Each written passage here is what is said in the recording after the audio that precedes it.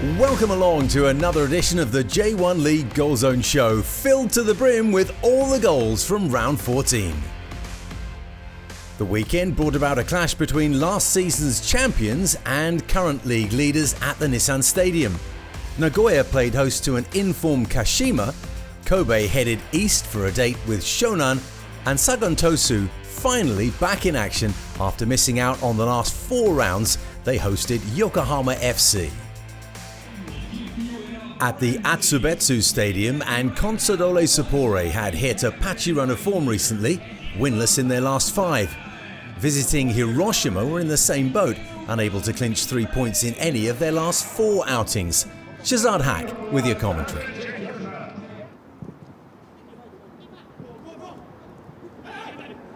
Oh, very good work from Pereira. Was there a foul? Is he pointing to the spot? Well, it looked comfortable here for Kim Min-tae, but he just seemed to dawdle on the ball. Oh, it comes off the post. He had the beating of the goalkeeper, Takanori Sugeno. And Reina spurns the opportunity to give Hiroshima the lead. He can't believe it. Hold on, here comes Lopez. Was that cleared off the line? Another chance here. Well, it's a scramble all around that goalmouth area. Douglas Vieira, lovely ball down the line. Hiroshima looks up. Chance here!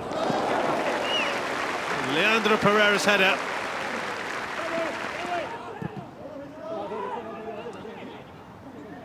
Kashiwa, good ball in. Oh, and he's got a free header there. The opening goal from Vieira.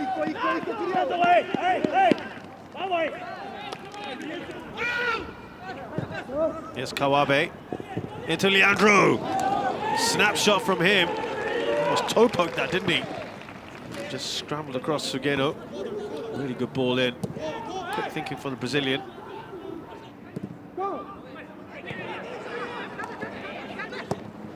Chajima. Is that onside? Asano. Asano! Oh, that's a really good finish. And Yuya Asano seals the points here for Hiroshima.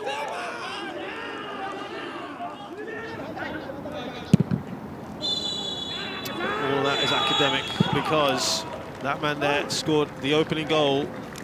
And the final score is Consadole Sapporo 0, Sanfrecce Hiroshima 2.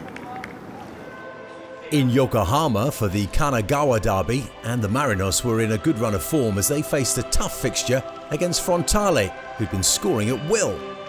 Both sides had to contend with a packed schedule over the past 3 weeks, a test to the depth of their squad then. Patrick Kinghorn has the commentary for you. Suda trying to get the Marinos going, and that's a nice ball that finds Kuyoki. Now Matsuda, edge of the box, off the post and in! And Marcos Jr. open to scoring inside 2 minutes when we fancied it might be a goal fest. And we've had to wait less than 120 seconds for the opener.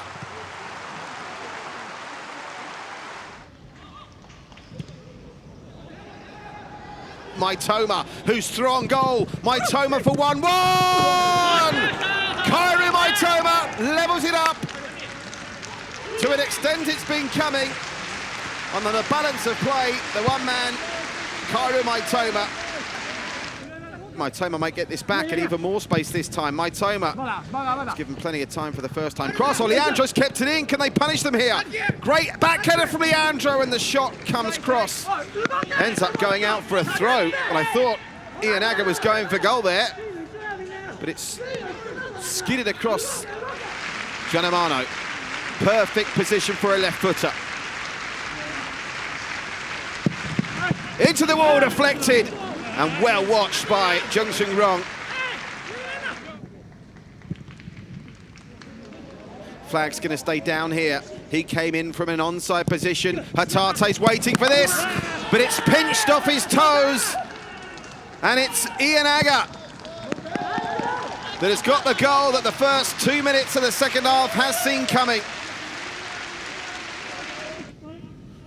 And it was the left-hand side that did the damage in the first half. It's the left-hand side that's doing the damage here again in the second. There's space now over on the right for Hatate. They can't give Hatate this kind of space either. He's been in the goals of late. Plays it through perfectly.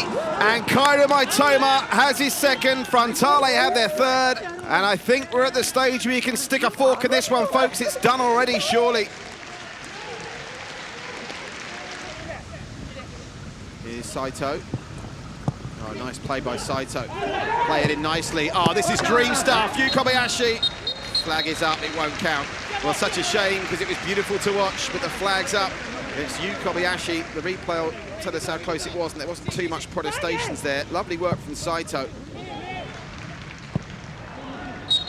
Well, our referee does blow for full time. It's finished here. Yokohama F Marinos 1, Kawasaki Frontale 3.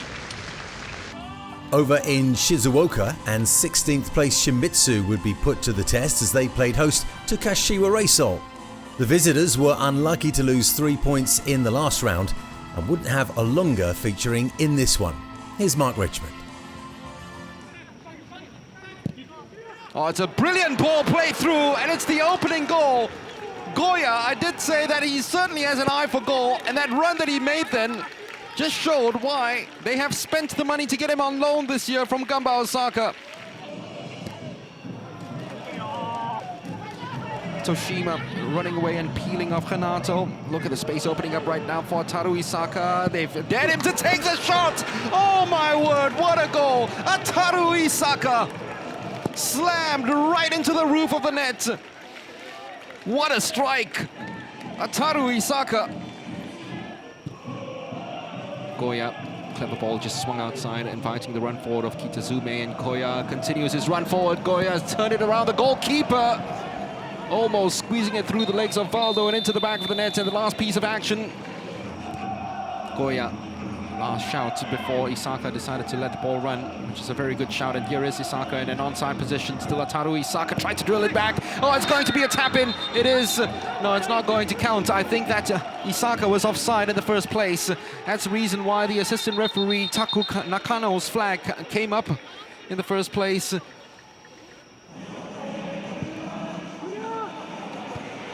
It's well watched once again by Kamata. Clearance cleared in the end. That's only as far as Junior Dutra. Oh, off the crossbar, so very unlucky. Junior Dutra. That was heading in. Goalkeeper couldn't do anything with it. Kitazume winning almost everything in the air in the final 5 minutes. Oh, barely wide. Valdo, two Brazilians almost trying to get Shimizu right back into it, and this was the better chance, falling for Junior Dutra. Heading into extra time, Nishizawa. And that is Carlinhos getting his first since the 8th of August. Shimizu as Pulse are going to make this a very interesting final few minutes at the IAI Stadium Nihon Daira. And that will do it. Nelsinho has time to joke about it now. It's no laughing matter for Peter Klomovsky. Shimizu continue their winless run as they fall by 2-1 to Kashiwa Reysol. At the Toyota Stadium, 4th place Nagoya welcomed Kashima. Neither side had lost in their last 3, and so a contest was on the cards.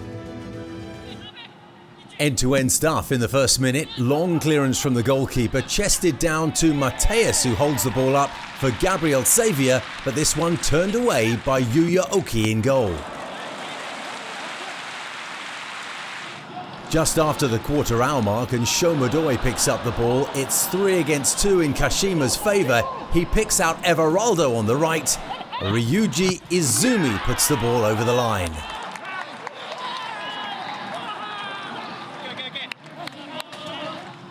More neat footwork from Kashima in the penalty area. 8 minutes before time, Ryotaro Araki makes it 2-0 to the visitors.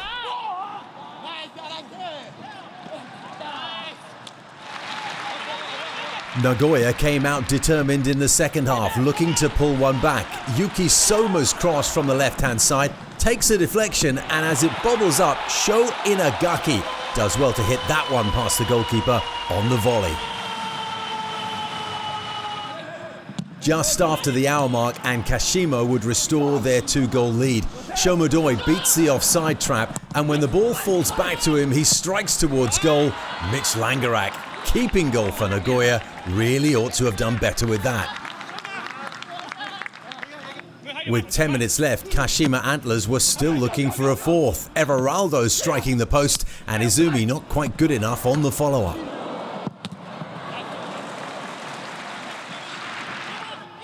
Everaldo was heavily involved, teeing himself up in the 84th minute, but that shot gets a slight deflection wide of the post and out for a corner. 3 minutes into time added on for stoppages, and as the ball is drilled in from the right-hand side, a suspicion of handball as Ayase Ueda controls it, but his shot turned away by Langerak. Comical moments in the last play of the game as the defence let the ball drop in the 6-yard box. Eventually, it falls to Ryogo Yamasaki, but he could only head onto the crossbar. Final score, 3-1 to the visitors. We'll be back with more games, more highlights, and of course more goals. And second place Cerezo at home to Urawa.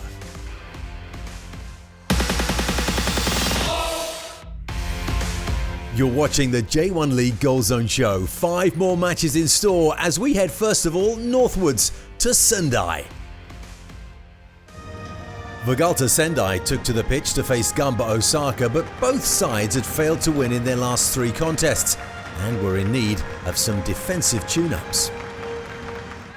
And it was the Gamba defence that sprung the first leak.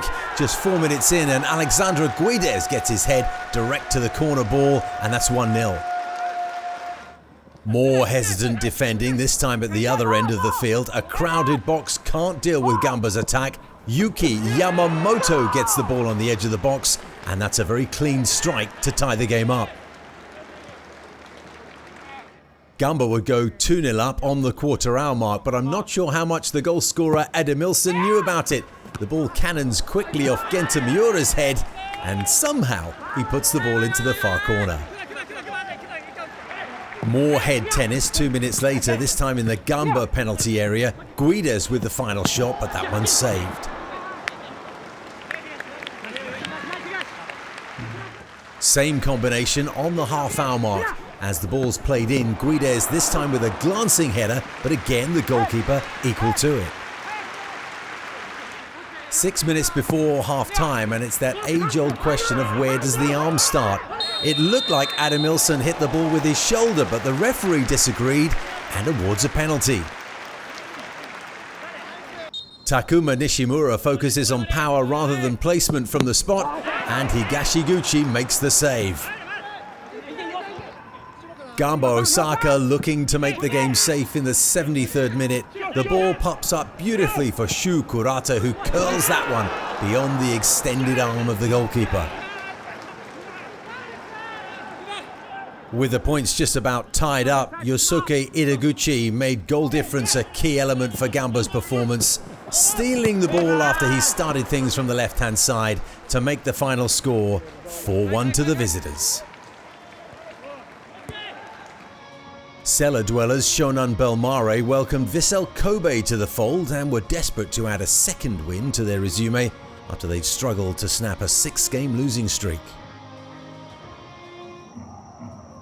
Kobe's Kyogo Furuhashi looking to carve out an opportunity for his side in the 11th minute, but brushing that one just beyond the far post. Just 1 minute later at the other end of the field, Naoki Ishihara tries a shot from distance. It's parried by the goalkeeper, and by the time the ball falls to Yuto Iwasaki, he was clearly in an offside position, so that one didn't count.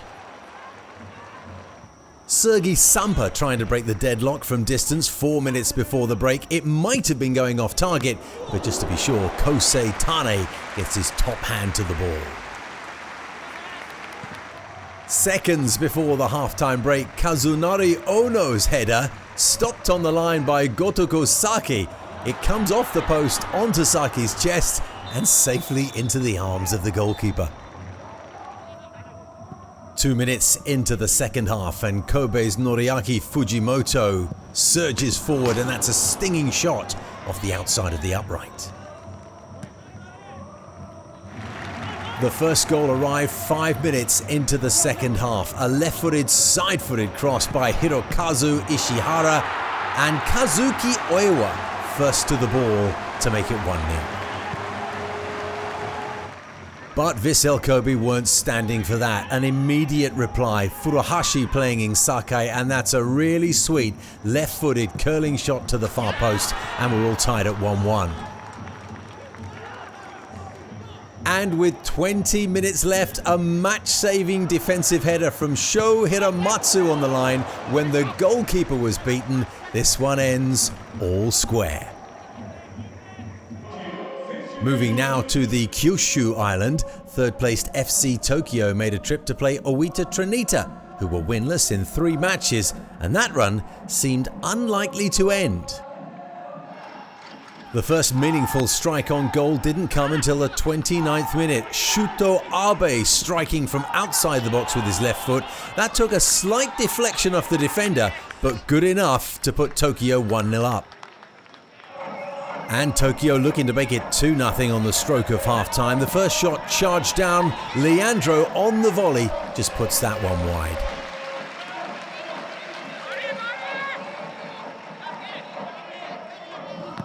Four minutes into the second half and Oita on the break. Kazuchi Mitsuhira gets the ball out from under his feet but can only put that one straight into the goalkeeper's path.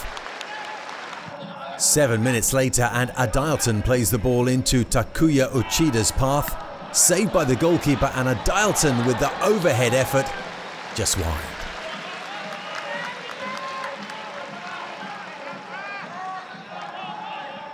Adilton desperate to get onto the score sheet and make it a comfortable lead for Tokyo. Tries this one from distance in the 69th minute. Not quite good enough, but they would take all 3 points. Let's stay in Kyushu, where Sagan Tosu were finally back on the pitch after a month out due to COVID-19, and they needed all the fuel that they had in that tank to host Yokohama FC. 11 minutes in and Ryoya Morishita's cross finds Takashi Kanamori, who quickly gets his foot to the ball, quick enough to get that one straight through the goalkeeper's legs for 1-0. Tomoyo Koyamatsu advances on a 3-on-3 break with Sagan looking to make it 2-0, but the goalkeeper dives high, tipping that one away. A little later, it was Sagan Tosu's goalkeeper Yohei Takaoka who saved the day, this time diving to his left after a smart move from Yokohama, denying Kensuke Sato. With the ball ballooning in the air in the 33rd minute, Morishita tries to take it down on the top of his boot but completely messes it up. Koki Saito has a chance that is only stopped by the crossbar. Yokohama almost got their equaliser in the 37th minute. Yusuke Matsuo from close range but denied well by the reactions of Yohei Takaoka. 5 minutes into the second half, Takeshi Kanamori picks up the ball on the halfway line. As he breaks, the ball eventually falls to Cho Dong-gyeon. His shot, though, saved by Yuta Minami. A little bit of good fortune allowed Sagan Tosu to put this battle to bed, though. Daichi Hayashi buries this volley in the 81st minute to make it 2-0.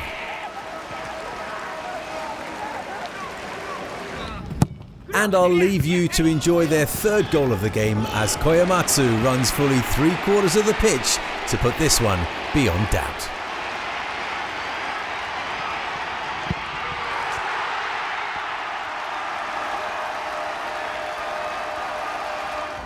Wrapping the round up at the Yanmar Stadium, second place Cerezo would be eager for all 3 points to keep pace with the league leaders. They were up against Urawa Reds, who had won 3 out of their previous 4. Here's Shazad Haq.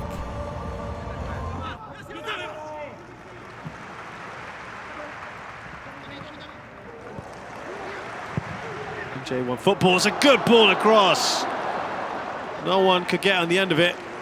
Wonderful ball. And Matsuda has that ability. Everton Now Yamanaka, good ball. Still alive here. Sekine did really well. Leonardo couldn't finish.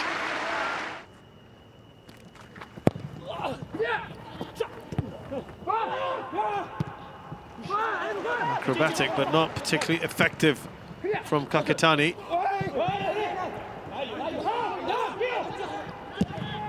Oh, that looked like it might be on target. Powerful shot coming from Yamanaka.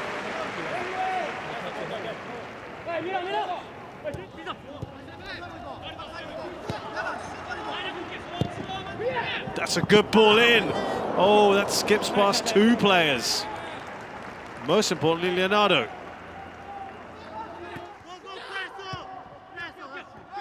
Good run from Takura. Wasn't spotted. Sakamoto. Takura! Fantastic start to this second half. Cerezo Osaka get the goal through their big man, Ken Takura. And that's his first goal of the campaign. Hung in the air for that header. Here's Hashioka. Nagasawa. Leonardo. There's a bit of a groan in the crowd, but I don't think there's anywhere close in the end.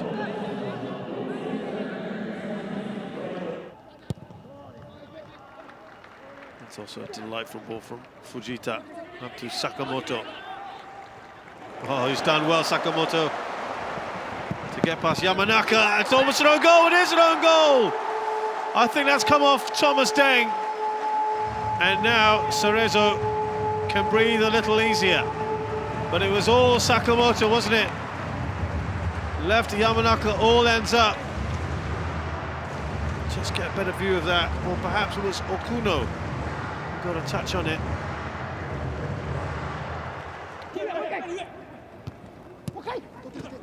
Had the best of times so far. His shot is blocked here. Late rally from Urawa Reds. Not going to be enough. Oh, confusion here, and a chance to score on his debut. The 19-year-old youngster. He's only been on for a few minutes. There was confusion at the back. Nishikawa was trying to communicate with his defender as to who would take the ball, Iwatake.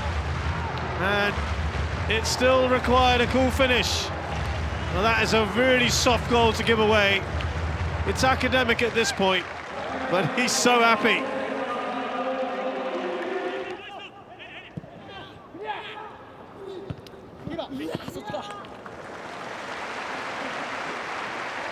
If they can hold on here, which they should be able to now, and that is it. The final score here, Cerezo Osaka 3, Urawa Reds 0. Another winless outing for Sapporo, dropping 3 points at home to Sanfrecce. Kawasaki came up 3-1 winners in the Kanagawa derby, and a comfortable away win for the Antlers in Nagoya with the same scoreline. Gamba took a resounding 4-1 victory on the road. FC Tokyo with a tidy finish over Oita, and 2 second-half goals split the points in Shonan. Tosu marked their return with 3 goals over Yokohama, as Cerezo did the same to shut out the Reds. Unstoppable Kawasaki notched up another win and remain 8 points in the lead then. Cerezo and FC Tokyo keeping pace with the leaders, both racking up wins and consolidating their position in the top 3. Reysol move up to 5th with another win and sit on 23 points, with Gamba and the Reds close on their heels. The bottom half of the table sees little movement. Sagan moving up a spot, still have 5 games in hand though. Shimizu losing out yet again, they fall to 17th, while Shonan picked up their first point in 7 games, but were still unable to make a dent in the table with just 5 points. That's the end then of another edition of the J1 League GOALZONE Show. We hope you enjoyed all of the action from Japan. My name's Steve Dawson, and we'll see you next time.